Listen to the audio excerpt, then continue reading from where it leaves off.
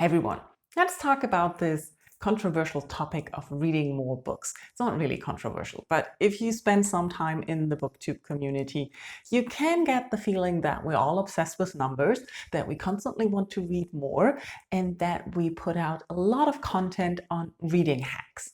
But it's not just the bookish community. When you look outside of the typical booktubers, there are a lot of other people who made videos with reading hacks and tips on how to read more. And I'm not going to add to those reading hacks. Leave me your favorite reading hack in the comments if you like. But what I noticed in recent months is that it's basically two things that affect how much I'm reading. And it doesn't matter how many reading hacks I use. If I don't have those two things, I read less. So what is it? It's probably obvious if you think about. The first thing is time.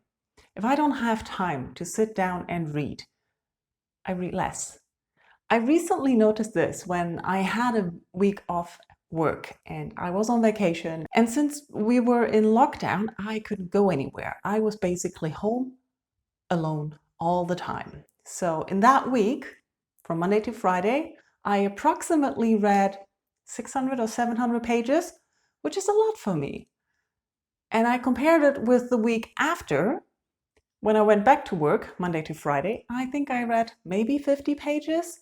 So that really hit home for me, that time is such a huge factor on how much I read and how much I can read.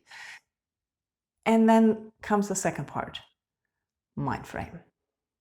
If I don't have space in my mind to read, if I can't concentrate, if I can't focus, it doesn't matter how much time I have, I don't read. For an example here, let's look at one of the most favorite reading hacks everybody tells you about, is use audiobooks. You can multitask, you can do things while you're reading. And I use audiobooks a lot when I'm exercising. So my exercise time actually doesn't change.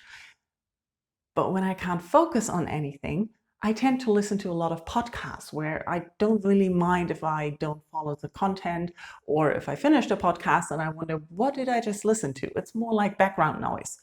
But I don't start a book where I have to focus and concentrate, and where it definitely makes a difference if I remember what happened in chapter 2. So having the right mind frame or mind space, or being in a position where you can focus and concentrate, that also affects how much I'm reading and how much I can read a lot. And I know that it's been the same for a lot of people. Many people during the pandemic said that they cannot focus on reading, they cannot concentrate. I, for one, read a lot of shorter books than I usually do because I feel that they needed a different attention and I finished things faster. So I could focus and had this achievement feeling of finishing something and not being stuck in one story where I had to keep things in mind so long. So like I told you, it's pretty obvious what is affecting reading. It's not only about reading hacks, not having your phone next to you or setting aside time to read daily. All of those things I do. I have really good reading habits.